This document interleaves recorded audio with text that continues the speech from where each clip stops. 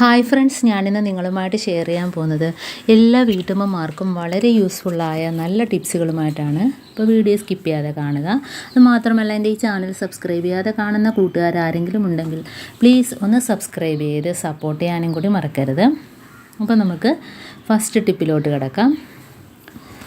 ഇപ്പോൾ first tip, നമ്മൾ ഇതേപോലെ നാരങ്ങ നമ്മൾ എത്ര വെടിച്ചാലും അത് ചീത്തയായി പോകാതിരിക്കാനായിട്ട് നമ്മൾ ആദ്യം ഒന്ന് ഉപ്പിട്ട് കഴുകുക. ഉപ്പിട്ടിട്ട് കഴുകിയതിന് ശേഷം ഒരു അരമണിക്കൂർ വെള്ളത്തിൽ ഇട്ട് വെച്ചാലും കുഴപ്പമില്ല, ഉപ്പ് വെള്ളത്തിൽ ഇട്ട് വെച്ചാലും കുഴപ്പമില്ല. അപ്പോൾ തോനെ നാരങ്ങ ഉള്ള കാര്യമാണ് ഞാൻ പറയുന്നത്. ഇതിപ്പോൾ എൻ്റെ അടുത്ത് 5-6 നാരങ്ങയേ ഉള്ളൂ. അപ്പോൾ ഇതേപോലെ ചെയ്താൽ മതി. ഇതിപ്പോൾ ഞാൻ ഉപ്പിട്ടിട്ട് ഒരു അരമണിക്കൂറോളം ഇതേപോലെ ഉപ്പിട്ട് വെച്ചിട്ടുണ്ട്. അതിന് ശേഷം നമുക്കൊന്ന് തുടച്ച് വൃത്തിയാക്കി എടുക്കാം.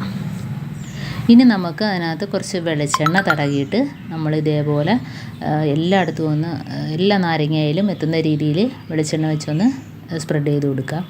എന്നിട്ട് നമുക്ക് എത്ര നാൾ വേണേലും ഫ്രിഡ്ജിനകത്ത് സൂക്ഷിക്കാൻ പറ്റും. അപ്പോൾ വാടിപ്പോകത്തില്ല. കണ്ടോ, ഇതിപ്പം നമ്മൾ നാരങ്ങ കുറച്ച് ദിവസം കഴിയുമ്പോഴത്തേനും തൊലിയെല്ലാം വാടിയിട്ട് അതിൻ്റെ നീരൊക്കെ ഉണങ്ങിപ്പോവും.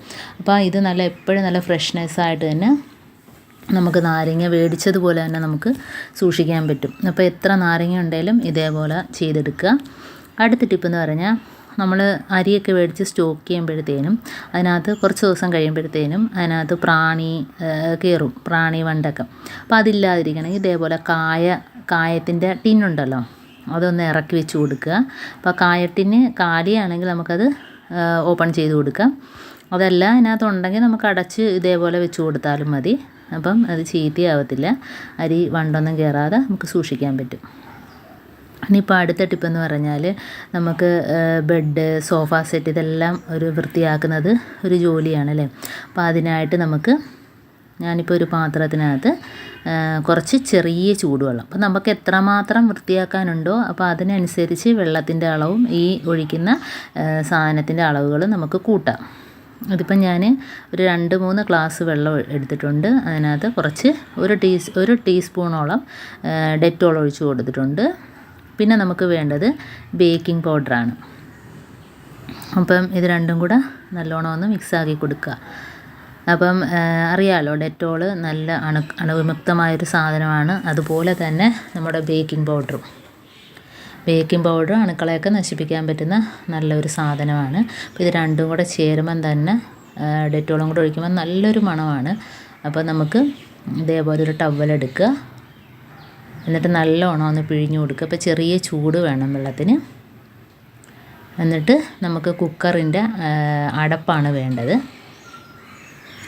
അപ്പോൾ കുക്കറിൻ്റെ അടപ്പാകുമ്പോൾ നമുക്ക് പിടിച്ചിട്ട് നല്ലോണം തുടച്ച് ക്ലീനാക്കി എടുക്കാൻ പറ്റും. അതാണ് കുക്കറിൻ്റെ അടപ്പെടുത്ത്.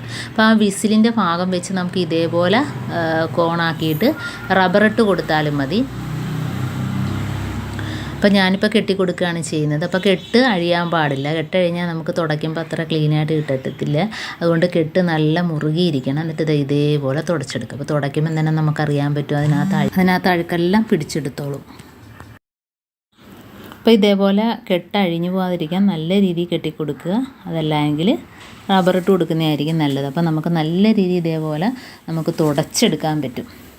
പ്രത്യേകിച്ച് കുട്ടികൾ മൂത്രം ഒഴിച്ചിട്ടുണ്ടെങ്കിൽ ആ ഭാഗത്ത് കുറച്ച് ബേക്കിംഗ് പൗഡർ കുടഞ്ഞിടുക. എന്നിട്ട് നമുക്ക് ഇതേപോലെ തന്നെ തുടച്ചെടുക്കാവുന്നതാണ്. അപ്പോൾ ആ സ്മെല്ലെല്ലാം വലിച്ചെടുക്കും ആ ബേക്കിംഗ് പൗഡർ. അപ്പോൾ കുട്ടികളുടെ മൂത്രമൊക്കെ ഉണ്ടെങ്കിൽ സെപ്പറേറ്റായിട്ട് നമ്മളവിടെ അത്രയും ഭാഗം ബേക്കിംഗ് പൗഡർ ഇട്ട് കൊടുത്തിട്ട് തുടച്ചെടുക്കുക. അപ്പോൾ ഇതേപോലെ തന്നെ നമുക്ക് എല്ലായിടത്തും എത്ര നമുക്ക് കട്ടിയുള്ള ബെഡ്ഷീറ്റ്, അതേപോലെ തന്നെ ബ്ലാങ്കറ്റ്, അതേപോലെ നമ്മുടെ മാറ്റ്, ഇതെല്ലാം ഇതേപോലെ നമുക്ക് ക്ലീൻ ചെയ്തെടുക്കാൻ പറ്റും.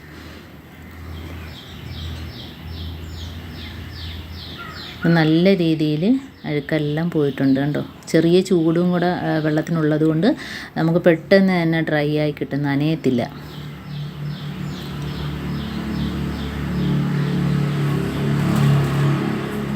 അപ്പോൾ എല്ലാ ഭാഗവും ഈ രീതിയിൽ നമുക്ക് വൃത്തിയായിട്ട് തുടച്ചെടുക്കാം.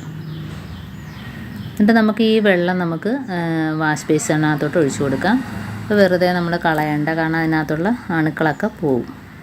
അപ്പോൾ ഇതേപോലെ തന്നെ കട്ടിയുള്ള ഇതേപോലത്തെ മാറ്റ് ഇത് തുടച്ചെടുക്കാം. അതേപോലെ തന്നെ നമുക്ക് വെയിലത്തൊന്നും പൊക്കിക്കൊണ്ടിടാൻ പറ്റാത്ത ഇതേപോലത്തെ ബെഡുകൾ, അപ്പോൾ കുട്ടികൾ മൂത്രം ഒഴിച്ചാലും ഇതേപോലെ ബെഡുകൾ ഇതേപോലെ തന്നെ ക്ലീൻ ചെയ്തെടുക്കാം. അപ്പോൾ ഇതേപോലെ തന്നെ തറയിലിടുന്ന വലിയ മാറ്റ് ഇതെല്ലാം ഈ രീതിയിൽ നമുക്ക് ക്ലീൻ ചെയ്തെടുക്കാവുന്നതാണ്. അപ്പോൾ മഴ സമയത്താകുമ്പം ഇങ്ങനെ ചെയ്യുന്നത് നല്ല ഉപകാരമായിരിക്കും. കാരണം നമുക്ക് വെയിലത്തൊന്നും പൊക്കിയെടുക്കാനൊന്നും പറ്റത്തില്ല, പെട്ടെന്ന് നമുക്ക് ഉണങ്ങി കിട്ടും അഴുക്കെല്ലാം പോയിട്ട്.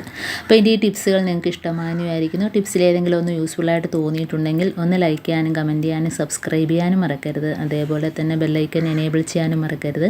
എന്നാൽ മാത്രമേ ഞാനിടുന്ന ഓരോ വീഡിയോസും നിങ്ങളുടെ മുമ്പിൽ നോട്ടിഫിക്കേഷനായി എത്തുകയുള്ളൂ. ഇനിയും നല്ല നല്ല വീഡിയോസുകളുമായിട്ട് വീണ്ടും കാണാം. അതുവരേക്കും താങ്ക്സ് ഫോർ വാച്ചിങ്.